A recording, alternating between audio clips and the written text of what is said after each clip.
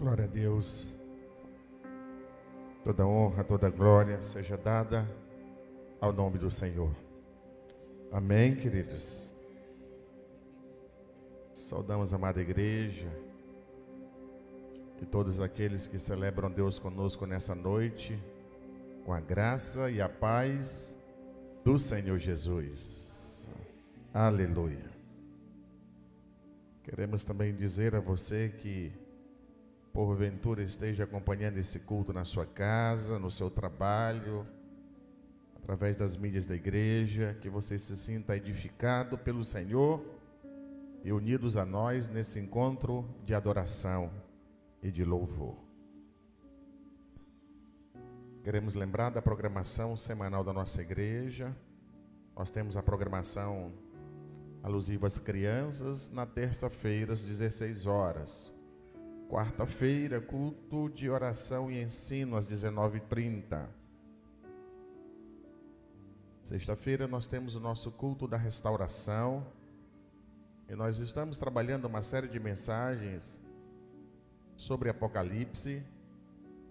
E estamos trabalhando sobre os eventos, estudando sobre os eventos da grande tribulação. E tem sido de grande proveito. Eu convido você a se unir a nós para continuarmos aprendendo mais da palavra do Senhor. Deixa eu chamar minha esposa aqui.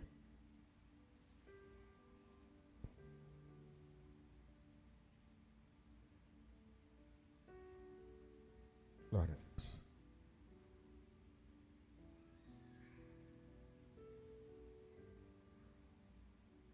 Nós gostaríamos de fazer um convite aos irmãos.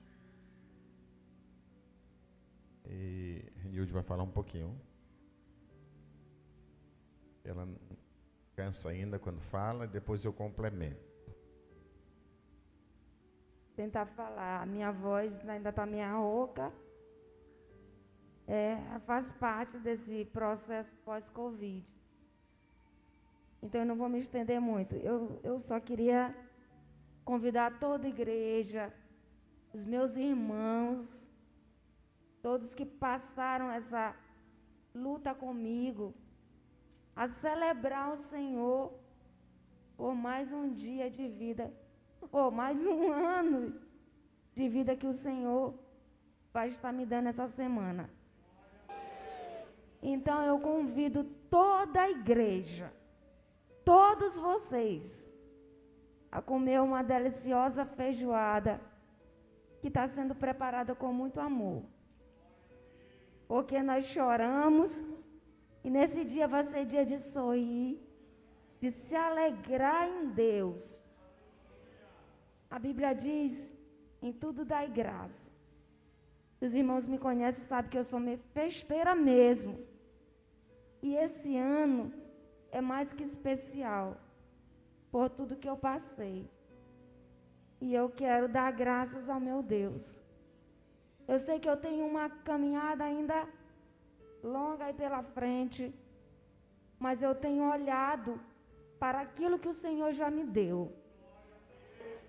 As minhas necessidades, as minhas dificuldades hoje, eu busco a Ele, mas eu tenho agradecido a cada vitória. As pequenas vitórias, desde o dia que eu fiquei em pé, desde o dia que eu comecei a andar novamente, desde o dia em que eu voltei a comer comida, irmãos, desde o dia que eu comecei a beber água, eu passei muito tempo sem essas coisas, e eu sou vitoriosa, porque o Senhor tem me dado a vitória. E eu me alegro no Senhor. E eu convido você a se alegrar comigo também. Os detalhes. Ok, queridos, no sábado, nós vamos estar na nossa chácara. Estaremos recebendo não só os irmãos, mas como amigos, né, a minha família e outros que estão lá. O espaço é grande. E aí, entre 11 da manhã e as 16 horas, a gente abriu uma janela, porque eu sei que alguns trabalham. Mas você pode. Nós não temos como oferecer transporte. A distância é grande, mas o espaço está aberto. A chácara fica lá perto do Tracuá, lá na estrada de Ribamar, próximo ao Wang Park. Nós vamos colocar o localizador no grupo, para quem nunca foi, tá? Nós vamos colocar nos grupos da igreja, os irmãos vão conversando uns com os outros, mandando mensagem, e serão todos bem-vindos, tá? Para a gente estar ali, né? Os irmãos que estão em casa também, tá certo? E aí nós vamos estar lá com muita alegria, celebrando essa data tão especial. O aniversário é na quarta, tá bom? É na quarta, dia 13, mas aí nós estaremos no sábado juntos ali. Então você é o nosso convidado, tá? Se você puder, vai nos alegrar bastante. Convido você a abrir a sua Bíblia no livro de 2 Crônicas, capítulo 14. Fica perto, né, do texto que pregamos domingo. Domingo pregamos no capítulo 15, então a história está relacionada. E nós vamos estar no domingo que vem pregando também sobre esse texto. Então o que nós vamos começar hoje, nós vamos dar continuidade no domingo. 2 Crônicas, capítulo 14, versículos de 1 a 7. Versículos de 1 a 7. Glória a Deus. Se você pode, coloque-se em pé. Em reverência ao Deus dessa palavra, acompanhe a leitura. Em seguida nós faremos mais uma oração. Estaremos então entregando aquilo que Deus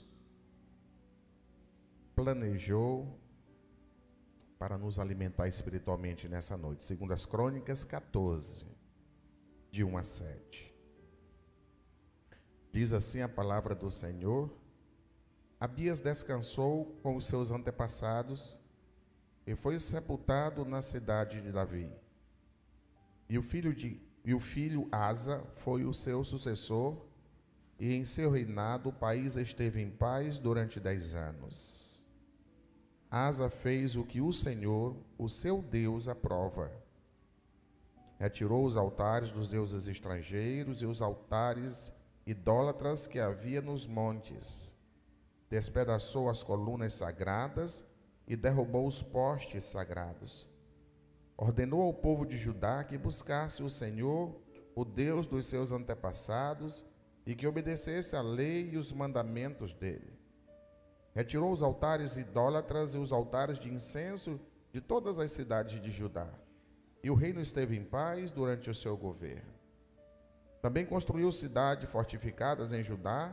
Aproveitando esse período de paz, ninguém entrou em guerra com ele durante aqueles anos, pois o Senhor lhe deu descanso. Disse ele ao povo de Judá: Vamos construir estas cidades com muros ao redor, fortificados com torres, portas e trancas. A terra ainda é nossa, porque temos buscado o Senhor, o nosso Deus. Nós o buscamos, e Ele tem concedido paz em nossas fronteiras. Ele então as construíram e prosperaram. Até aí temos lido. Vamos orar para que o Senhor ensine-nos nessa noite. Ministre a sua palavra e a sua bênção em nossas vidas. Bendito Deus e Pai. Senhor, olha para os teus filhos nesse lugar.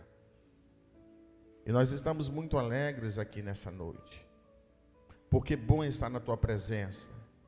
Bom estar nesse lugar, ó Deus, que consagramos para aqui nos juntarmos e cultuarmos a Ti. Bom estarmos com os nossos irmãos, a quem amamos tanto, e que o Senhor nos deu para o crescimento e para a nossa edificação. Mas bom é estar, Senhor, diante da Tua palavra, esta palavra que é tão preciosa para nós. Bom é saber que o Senhor preparou algo, pensando em nós, algo, ó Deus, para a edificação, para o crescimento, para o amadurecimento de cada um de nós. Por isso nós louvamos a Ti, no nome santo de Jesus. Amém. Glória a Deus. Podeis sentar.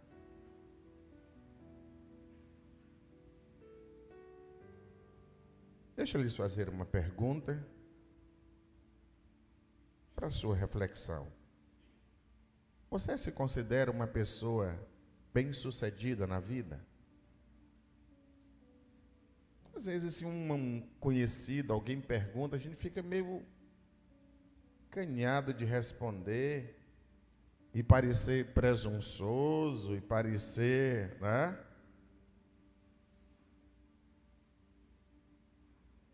Essa pergunta, para se responder, a gente precisa de alguns parâmetros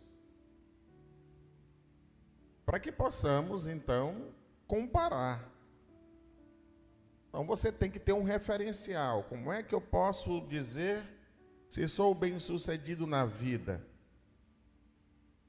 O que é ser bem-sucedido na vida? Então, nós precisamos de parâmetros, de referenciais, mas precisamos de referenciais corretos.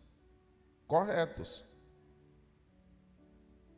Porque há muita gente falando e ensinando a ser bem-sucedido, e os referenciais estão completamente errados. Completamente errados. Você encontra em qualquer lugar, você vá numa banca de revista, numa livraria, muitas publicações de livros de autoajuda, de pessoas que se consideram bem-sucedidas na vida, a ponto de ensinar o caminho, a ponto de dar conselho aos outros. Estão ensinando como ser bem-sucedido, mas estão mostrando referenciais equivocados.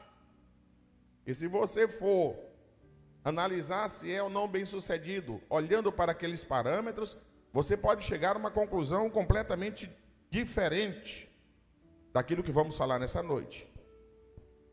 Hoje nós vamos falar sobre isso, sobre como ser bem-sucedido na vida.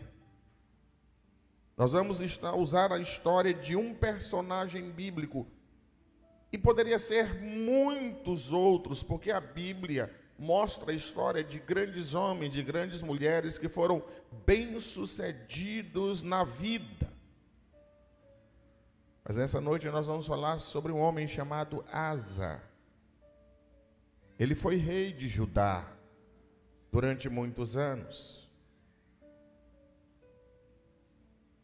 Mas Asa foi bem-sucedido não pelo fato de ser um rei,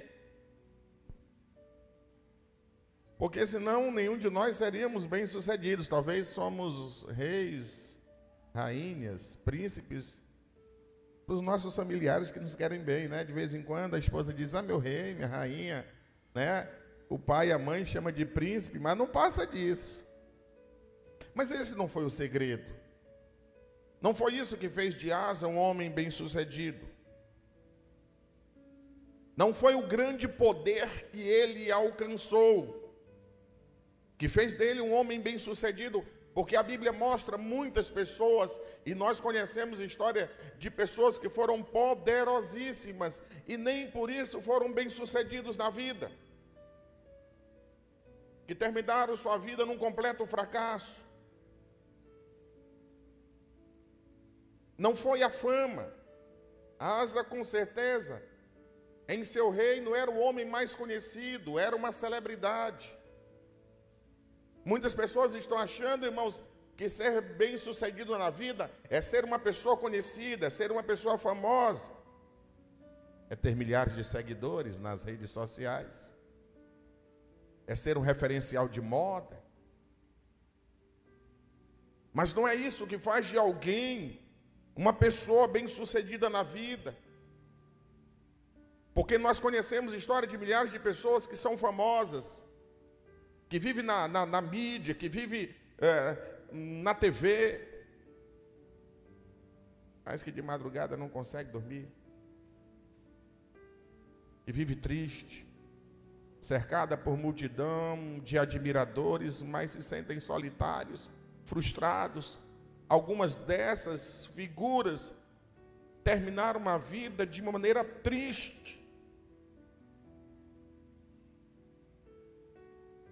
Não foi o dinheiro que fez de Asa um homem bem-sucedido.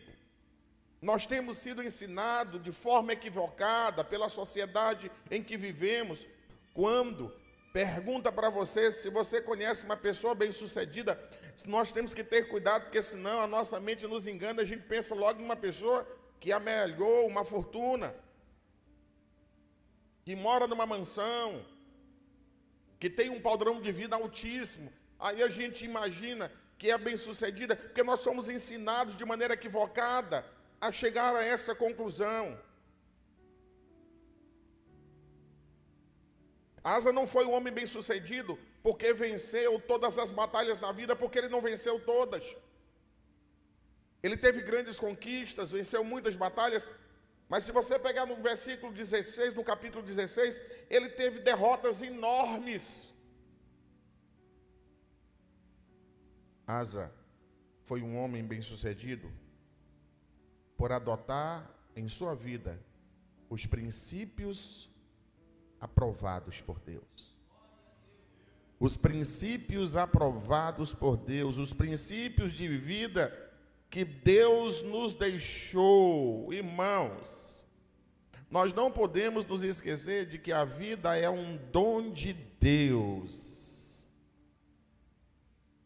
Mas ela só pode ser bem-sucedida quando vivemos de acordo com os princípios por Ele estabelecidos. Qualquer pessoa que se diz bem-sucedida, que não segue esses princípios, ele está cometendo um grande engano. E talvez descubra tarde demais que o que ele chama de ser bem-sucedido não tem nada a ver com aquilo que Deus estabeleceu. Hoje, eu espero que você, que eu, que cada um de nós, diante do que Deus vai nos ensinar, nos mostrar, possamos fazer uma autoavaliação. Eu estou sendo uma pessoa bem-sucedida na vida? Nós vamos observar alguns princípios que encontramos na palavra, que faz com que uma pessoa seja bem-sucedido na vida. E vamos pegar o exemplo de vida desse homem, nesse texto que acabamos de ler. Então anote na sua mente, ou se você tem algum lugar para anotar, mas se não, lembre-se disso. Primeiro princípio para alguém ser bem-sucedido na vida: valorize a tua família. Valorize a família. O versículo 1 diz que Abias, o pai de Asa, o rei anterior, descansou, faleceu, né? Descansou com seus antepassados e foi sepultado na cidade de Davi. E o seu filho Asa foi o seu sucessor. Depois do pai, o filho deu continuidade.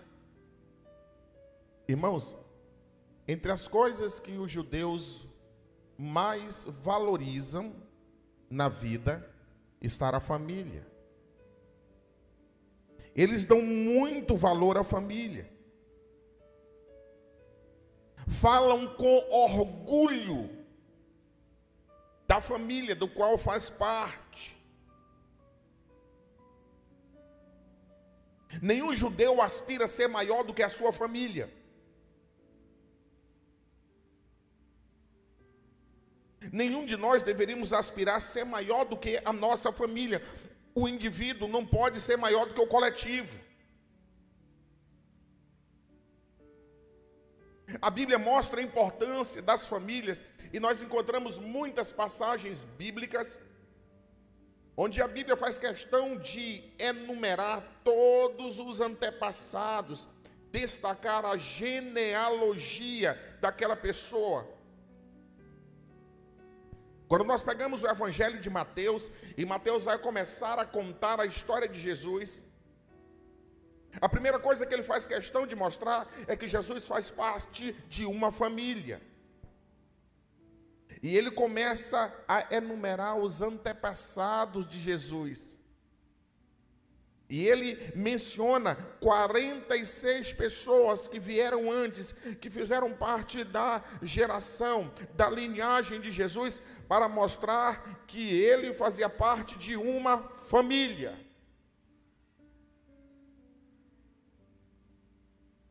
Asa tinha uma história antes dele, ele veio sucedendo o seu pai. Ele foi a continuidade. Todos nós temos que lembrar o tempo todo disso. Sabe por quê, irmãos? Porque o mundo em que vivemos, ele é muito individualista. E ele tende a levar as pessoas a pensar apenas em si. Nós fazemos parte de um projeto maior. Nós somos a continuidade da nossa família. A tua família não começou com você.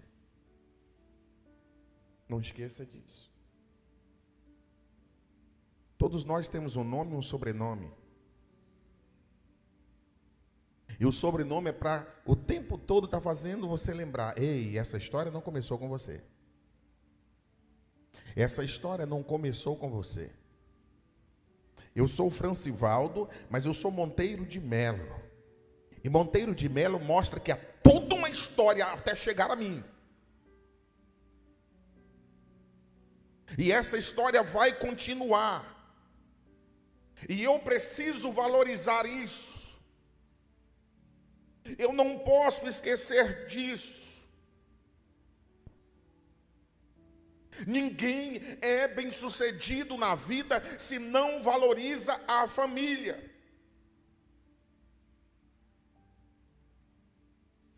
E Asa vai honrar a família da qual pertenceu. Irmãos, quando eu digo isso, isso não cabe. Está avaliando os antepassados, se eles acertaram ou se erraram. Não cabe. O importante é que este nome, que esta geração, que esta família chegou até mim. E eu tenho que honrar. E eu tenho agora, que é a minha vez, zelar pelo nome. Não importa se antes de você, alguém da tua família não zelou. Mas o nome da minha família ficou muito mal falada na minha rua, na minha cidade, porque os anteriores não tiveram a sabedoria. Não importa, chegou a tua vez, honre. Faça o que eles não fizeram. Mas não esqueça disso em momento algum. Cabe agora a você fazer a sua parte, honre. Cuida do nome da tua família. O texto diz que, irmãos, quando ele assumiu o reinado, houve paz. Houve paz. Você pode estar valorizando a tua família, sendo o portador da paz, o embaixador da paz. Não importa quantas guerras houve para trás da tua família. Asa chegou e agora há paz. Aleluia. Não importa quantos erros foram cometidos, chegou a minha vez e eu quero acertar. Eu quero deixar um legado de acertos. Eu quero deixar um legado que honra esse nome que eu tenho. Quando ele assumiu, houve paz. Quando chegou a minha vez, houve paz. Se houve guerra antes de mim, mas eu não vim para a minha família para trazer guerra. Eu não vim para a minha família para trazer tristeza. Eu não vim para a minha família para causar desonra. Porque eu amo, eu valorizo. E isso é importante para que seja bem sucedido. Não importa se a tua família mora num palácio ou se a tua família mora num casebre, isso não faz diferença alguma. O que importa é que você valoriza aquilo que Deus te deu. Aleluia. Mas há um segundo princípio para ser bem-sucedido na vida que nós encontramos nessa história. E o segundo princípio é: procure ser aprovado por Deus. Você quer ser bem-sucedido na vida? Procure ser aprovado por Deus. O versículo 2 diz: Asa fez o que o Senhor, o seu Deus, aprova. Havia uma preocupação daquele homem, em que as suas atitudes, as suas ações, a sua postura, os seus pensamentos fossem aprovados por Deus. Até onde você se preocupa em ser aprovado por Deus? Quando você age, você antecipadamente tem essa preocupação? Cuidado, de quem você anda preocupado em receber aprovação? Tem gente que não dorme, irmãos, preocupado se vai ser aprovado numa entrevista de emprego. E não se preocupa por estar sendo reprovado na vida por Deus. Para ele, a aprovação naquela empresa é muito mais importante do que ser aprovado por Deus. E eu não estou menosprezando alguém por querer ser aprovado numa empresa, não se trata disso. Mas em primeiro lugar, você precisa procurar na tua vida ser aprovado por Deus. Gente que está triste porque está sendo reprovado pelos amigos, mas não se entristece porque está sendo reprovado por Deus.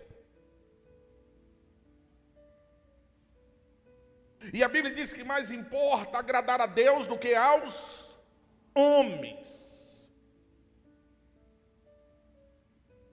Gente que está o tempo todo preocupado se vai ser aprovado no concurso, mas não liga a mínima de estar sendo todos os dias reprovado por Deus.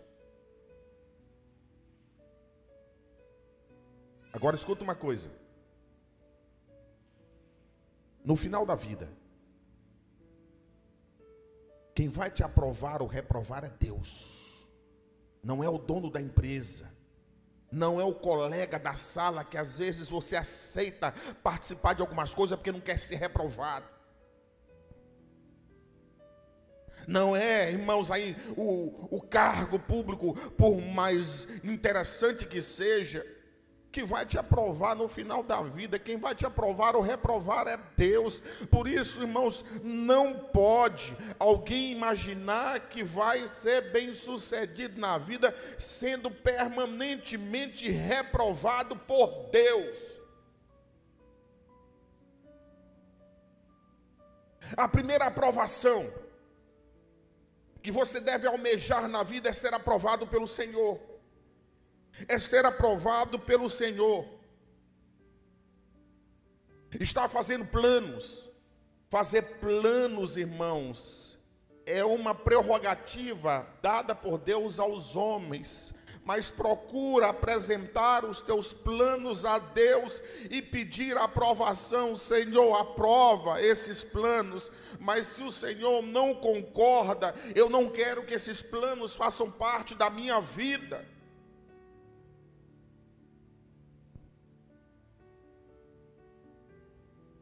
Não pode, irmãos, alguém estar achando que vai ser feliz se tudo que ele faz o Senhor reprova. Busque a aprovação de Deus nas tuas decisões. Busque a aprovação de Deus nos teus negócios. Porque esse é um segredo para alguém ser bem-sucedido na vida. Se o Senhor não vai, eu não vou. Se o Senhor não concorda, eu não concordo. Se o Senhor está dizendo que não é bom para mim, não é bom para mim. Mas eu preciso ser aprovado pelo Senhor. Aleluia. E o texto diz que, irmãos, Asa procurava fazer as coisas para ser aprovado por Deus. Procurava colocar diante do Senhor. Por que que o seu Senhor não aprova, irmãos? Não adianta homem algum te aprovar. Porque o mais importante na vida é ser aprovado pelo Senhor. Mas há um terceiro princípio que nós devemos observar para sermos bem-sucedidos na vida. E o terceiro princípio é cuidar bem da vida espiritual. Cuidar bem da vida espiritual. Quando você olha as ações de Asa no exercício do seu governo, ele sempre deu uma atenção especial ao aspecto espiritual dele e da sua nação. O versículo 3 do capítulo que lemos diz: retirou os altares dos deuses estrangeiros e os altares idólatras que havia nos montes. Despedaçou as colunas sagradas e derrubou os postes sagrados. Ordenou ao povo de Judá que buscasse o Senhor, o Deus dos seus antepassados, e que obedecesse às leis e os mandamentos dele. Retirou os altares idólatras e os altares de incenso de todas as cidades de Judá, e o reino esteve em paz durante o seu governo. Ninguém é bem-sucedido na vida se não cuida da sua vida espiritual. Aquela pessoa que as revistas, que as colunas sociais estão tentando apresentar a você como sendo alguém bem-sucedido na vida, mas ela não quer saber nada de Deus. Ela não cuida, ela vive cuidando da sua aparência física. Ela vive cuidando, sabe, de fazer plásticas para impressionar, mas ela não dá a menor atenção para as coisas de Deus. Ela não cuida bem da vida espiritual. Isso é um grande engano. Não há nada de bem-sucedido nisso. Se não cuida bem da vida espiritual, sabe como a Bíblia chama? Chama de louco. Quando Jesus conta a história de um jovem rico, que aos olhos da sociedade era o homem mais bem-sucedido, parecia que tudo que ele tocava virava dinheiro, virava recurso, e ele admirava a sua capacidade de prosperar financeiramente.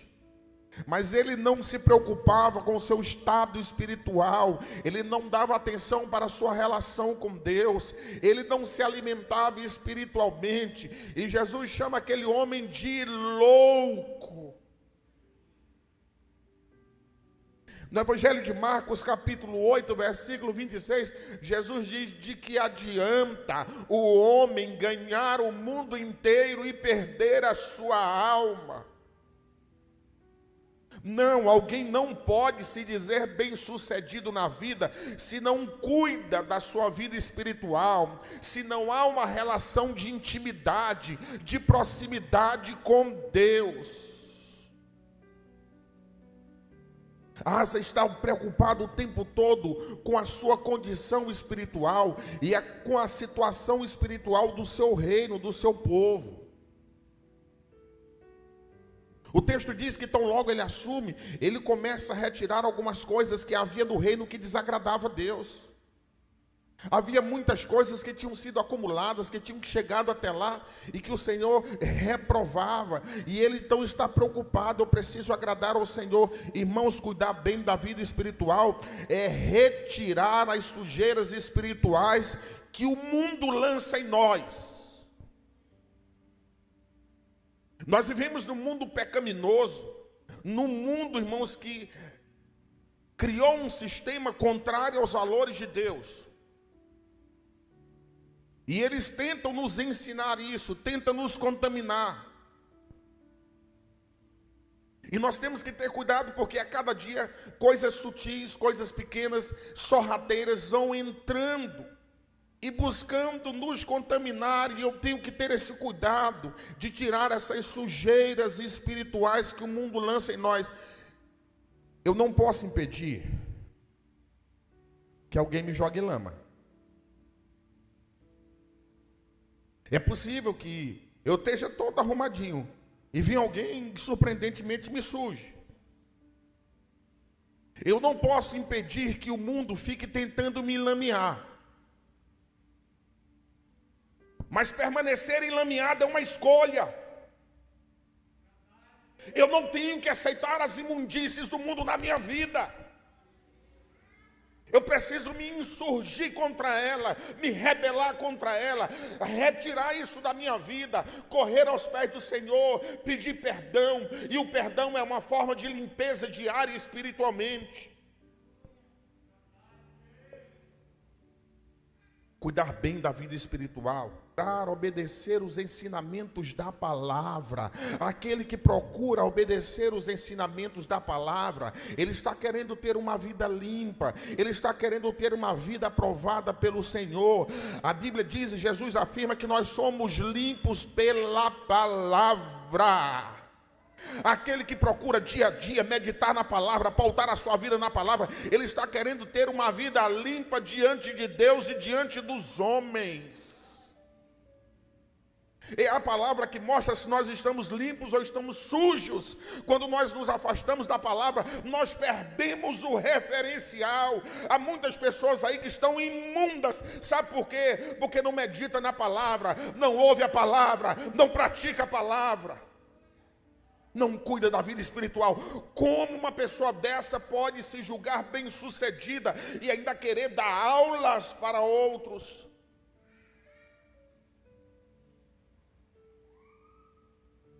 Cuidar bem da vida espiritual é buscar se manter de pé na presença do Senhor. É buscar se manter de pé na presença do Senhor. Meus irmãos, nós não somos perfeitos. E todos nós estamos sujeitos a um tropeção. Todos nós estamos sujeitos a um tombo. Isso não faz com que nós devamos nos conformar com isso. Mas é humano. O cair pode ser um descuido, mas o se manter no chão é uma escolha. É uma escolha. E nós somos ensinados, irmãos, a estarmos de pé na presença do Senhor.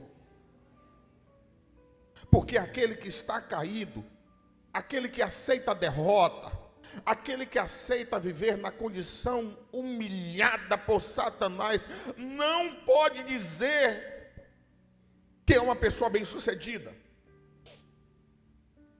Não pode, irmãos. Uma pessoa que está longe de Deus não é bem-sucedida. Se é crente, mas está desviado, não é um exemplo de uma pessoa bem-sucedida, até que tome a decisão de se colocar novamente de pé na presença do Senhor.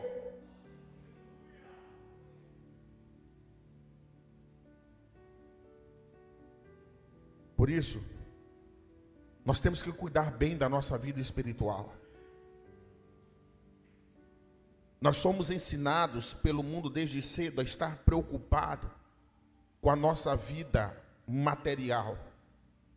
Aí corremos o tempo todo atrás do sustento, atrás do conforto, cuidamos, corremos o tempo todo atrás da saúde. Não há nada de errado nisso. O que eu entendo é que o processo está invertido. Ninguém vai conseguir estar bem completamente se está com a vida espiritual desarrumada, se está desajustado diante de Deus, se está, irmãos, em confronto com a palavra de Deus. Você dedica muito tempo cuidando da tua vida material, mas muitas vezes somos desleixados com a nossa vida espiritual, e aí nós estamos sofrendo as maiores derrotas, as maiores vergonhas. Cuida bem da tua vida espiritual. Mas há um quarto princípio nessa palavra, para alguém ser bem-sucedido na vida. E eu achei isso aqui muito interessante. Eu confesso para vocês que eu já tinha tentado muito bem para os 3 princípios anteriores. E quando eu comecei a meditar e o Senhor me revela isso aqui, eu digo, isso eu ainda não tinha percebido. O quarto princípio para ser bem-sucedido na vida: aproveita os períodos de paz para fortalecer as tuas defesas. Preste atenção. Aproveita os períodos de paz na tua vida para fortalecer as tuas defesas. Olha o que diz o versículo 6. Também construiu cidades fortificadas em Judá, aproveitando esse período de paz. Ninguém entrou em guerra com ele durante aqueles anos, pois o Senhor lhe deu descanso. Olha algumas coisas aqui, irmãos. Se há uma certeza nessa vida que todos nós temos, é que as lutas virão. É ou não é? As lutas virão, irmãos. Eu não sei se amanhã, eu não sei se nessa semana, mas as lutas virão na tua vida. Isso é uma certeza. Ninguém passa nesse mundo sem enfrentar lutas. Agora, olha o que nós observamos no texto, irmão. Se você está passando por um tempo de paz, primeiro o texto diz, pois o Senhor lhe deu descanso. Ou seja, se você passou por uma semana com menos conflito, com menos guerra, irmão, se você, depois de muito tempo, eu estou tendo um pouco mais de descanso. Depois de tanto tempo de confusão, eu tive uma semana de tranquilidade. Se você está passando por um tempo de paz, é o Senhor que está dando descanso a você.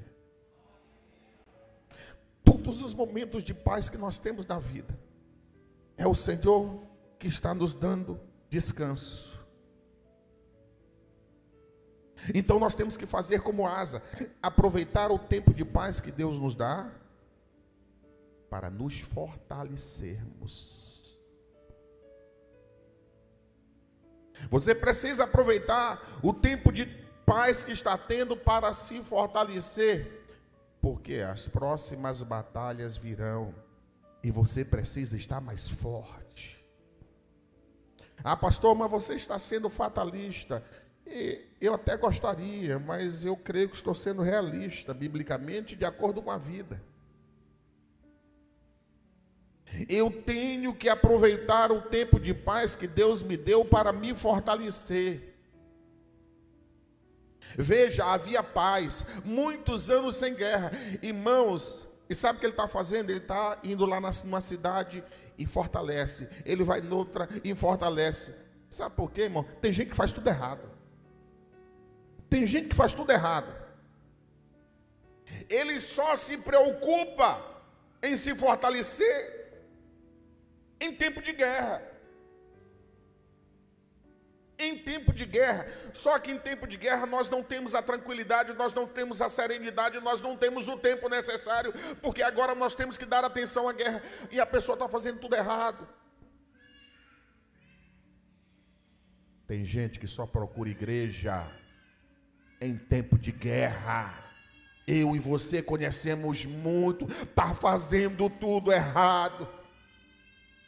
Está fazendo tudo errado. Tem crente que só faz campanha de oração em tempo de guerra. Está errado, irmão.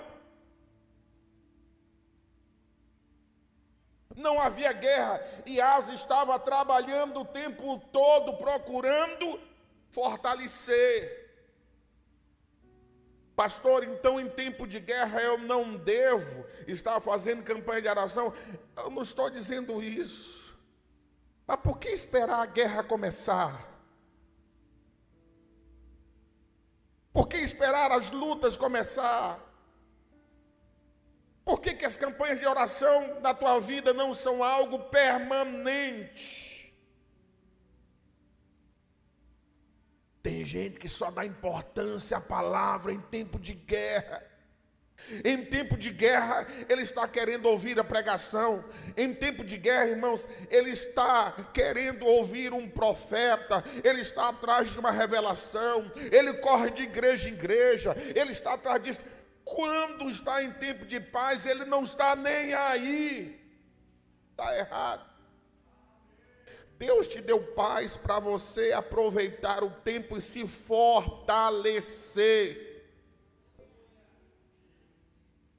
Tem alguns que só querem se consagrar em tempo de guerra.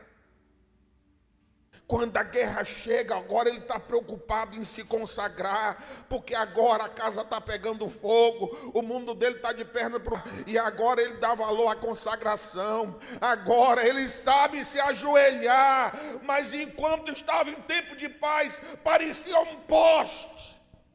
Não se inclinava para nada, não se humilhava para nada, era um poço de arrogância. Está errado. Está errado. Como é que se fortalece as defesas espirituais? Como é que se faz para buscar se fortalecer?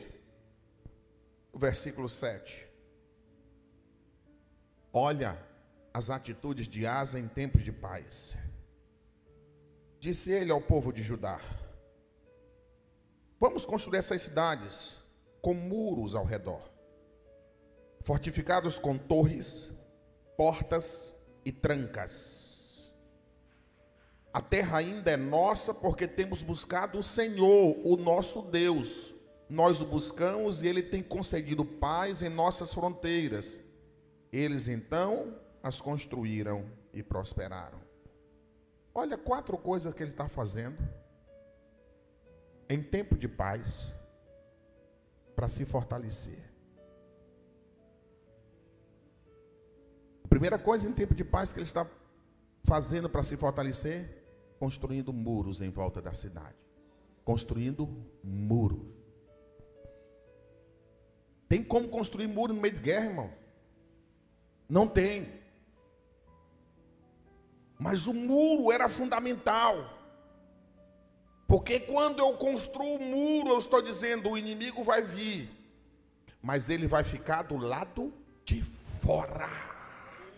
Do lado de fora. Ele vai ficar no lugar dele, do lado de fora.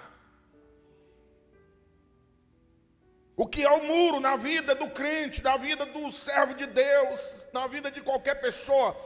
Vida consagrada. A minha vida pertence a Deus, a minha vida é dedicada ao Senhor. O inimigo de fora, ele não tem espaço na minha vida, eu não tenho tempo para ele pode me perturbar, ele pode me cercar, mas dentro está o Senhor.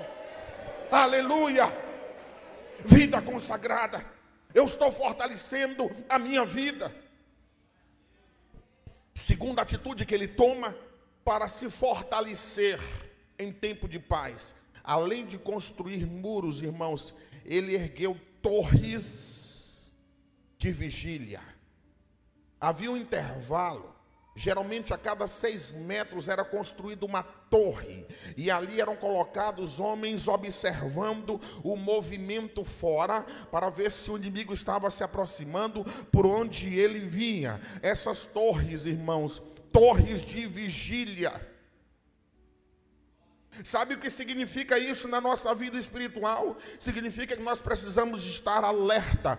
Significa que nós devemos buscar no Senhor discernimento espiritual. Eu não preciso que o inimigo chegue para procurar ter discernimento espiritual. Eu tenho que clamar ao Senhor todos os dias. Nem sempre nós percebemos se o inimigo está próximo ou está longe, mas quando eu estou buscando discernimento espiritual, o Senhor abre a minha visão, e eu consigo perceber numa atitude, eu consigo perceber numa fala, eu consigo perceber num movimento que aparentemente é normal, a ação do inimigo aqui, e eu não aceito isso. Eu não preciso que a minha casa e a minha vida seja invadida para estar de vigília. Eu não posso ser como os insensatos, irmãos, que só vão se preocupar com vigília quando o inimigo já entrou, quando ele já está sob ataque.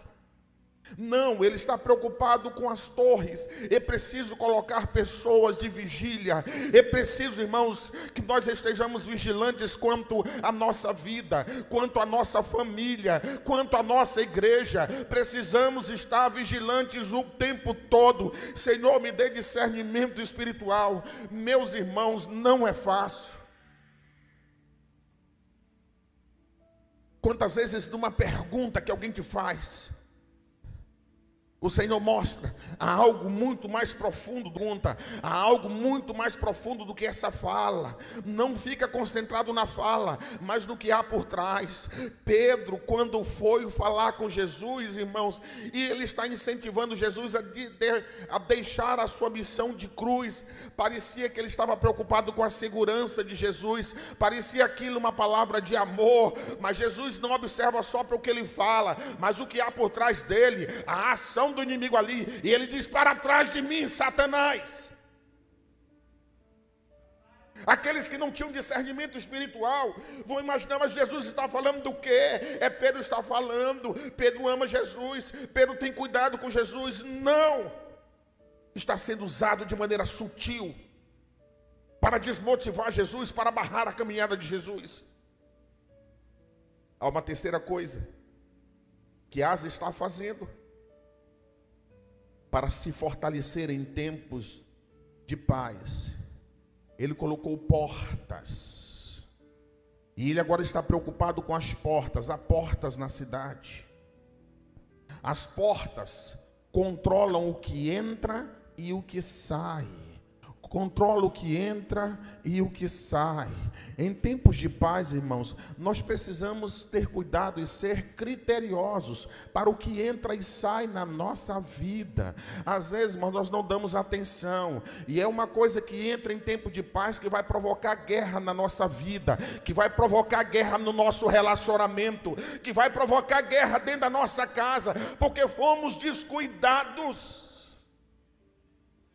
Abrimos a porta para aquilo que deveríamos fechar.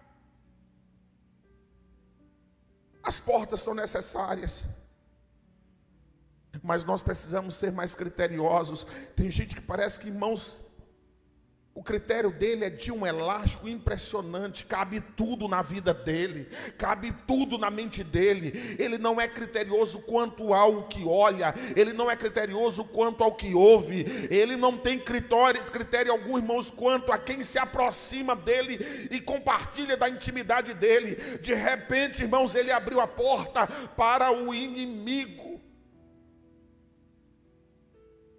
O rei Ezequias quase perdeu todo o reino, porque um dia chegou uma pessoa bonitinha, fazendo elogios, admirando,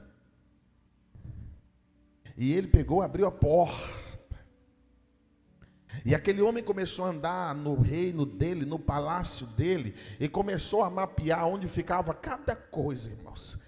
Está ali mandado pelo inimigo, por Satanás, e ele não tinha nenhuma sabedoria, porque abriu a porta. Meu irmão, Todos os dias peça sabedoria a Deus. Senhor, abre os meus olhos para os movimentos do inimigo, para aquelas pessoas que ele está usando para querer se aproximar da minha vida, da minha intimidade, da intimidade do meu lar, da intimidade da minha família, só com o objetivo de me enfraquecer, de me destruir. Ele colocou portas, mas nós temos que ser criteriosos. Mas uma outra coisa, irmãos, ele está preocupado com as trancas. Em cada porta foram colocados trancas bem fornidas. E olha um princípio que de vida bem elementar. Trancas são colocadas pelo lado de dentro. Ninguém vai colocar uma tranca pelo lado de fora, porque o inimigo vem e entra fácil, né, irmão? É pelo lado de dentro. Significa dizer que se entrou, a responsabilidade foi sua, porque você abriu. Tem gente, irmãos, que está pedindo para Deus fazer o que Deus deixou para ele fazer. Tranca. Ah, Senhor, tranca a minha... Não, tranca você. Deus te deu a liberdade de você escolher. Agora, irmão, se você não tranca, vai entrar, vai fazer estrago. Quem abre e fecha é você. A tranca, irmãos, na vida do crente chama-se obediência. Se você não obedecer a Deus, o inimigo vai estar dentro da tua vida, dentro da tua casa, vai estar cirandando. E depois você está dizendo: Senhor, mas o Senhor não trancou, mas quem tinha que trancar era você. Quando o pecado bateu na porta de Caim, Deus não foi lá e fechou a porta. Ele diz: meu filho, fecha. Você não está olhando isso rondar a tua vida, rondar a tua casa, rondar a tua família. Você vai deixar entrar. Você não vai fechar. E tem horas, irmãos, que nós às vezes ficamos como Ló, que ficava na porta da cidade, irmão, não fechava para nada, entrando e saindo. Na casa de Ló entrava todo mundo. E aí depois a casa caiu. Entrava toda imundície na casa de Ló. Do meio para o fim ele não fazia mais discernimento entre se o que entrava era de Deus, se o que entrava era do inimigo. No dia que entrou homens de Deus ali, ele teve dificuldade de discernir, porque a casa dele, irmãos, ele não usava a tranca muito bem. A tranca na vida do crente é a obediência. Seja obediente a Deus, porque senão você nunca vai ser próspero. Hoje, apesar de você, ao perceber tudo aquilo que eu falei, e dizer: ô pastor, não estou bem sucedido assim, porque alguns erros eu tenho cometido.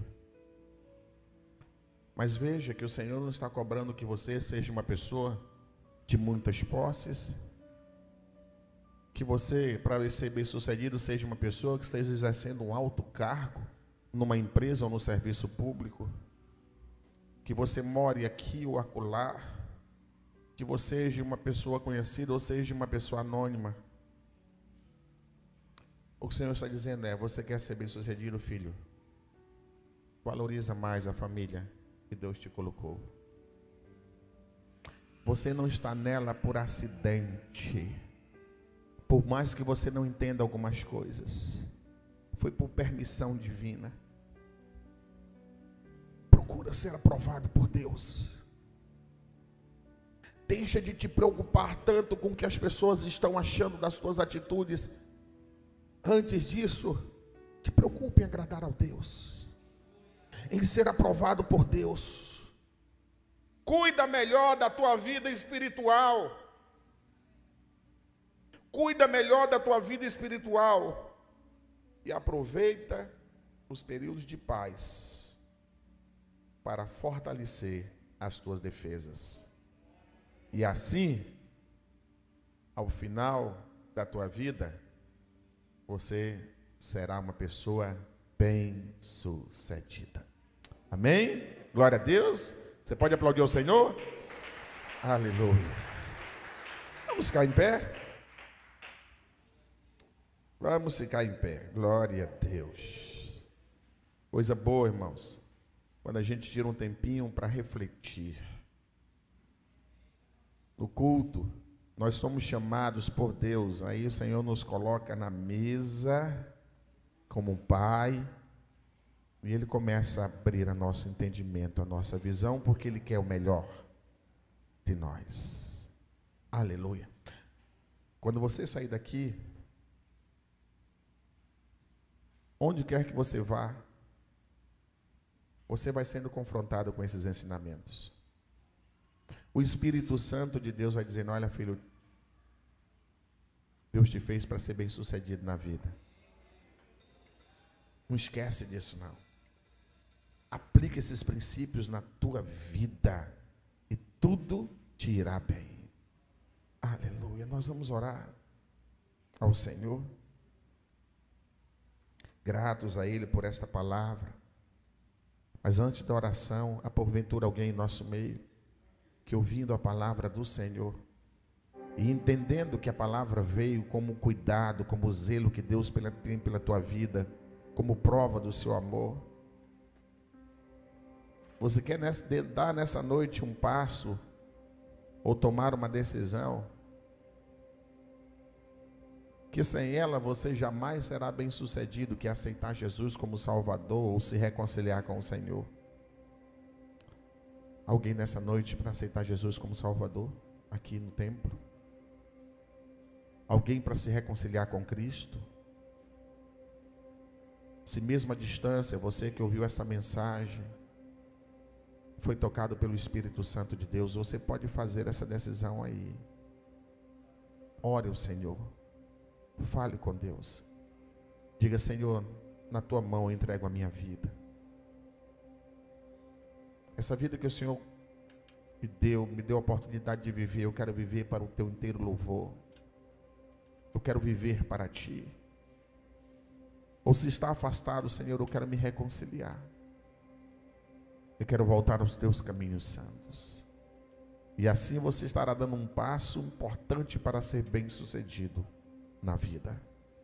Bendito Deus e Pai, nós te louvamos, Senhor, por cada ensinamento precioso que recebemos. O Senhor reservou para nós o melhor. Esta palavra veio para o nosso crescimento, essa palavra veio para ampliar a nossa visão, essa palavra veio para direcionar os nossos passos. Ó Deus, pelo teu Espírito Santo, nos conduz à obediência.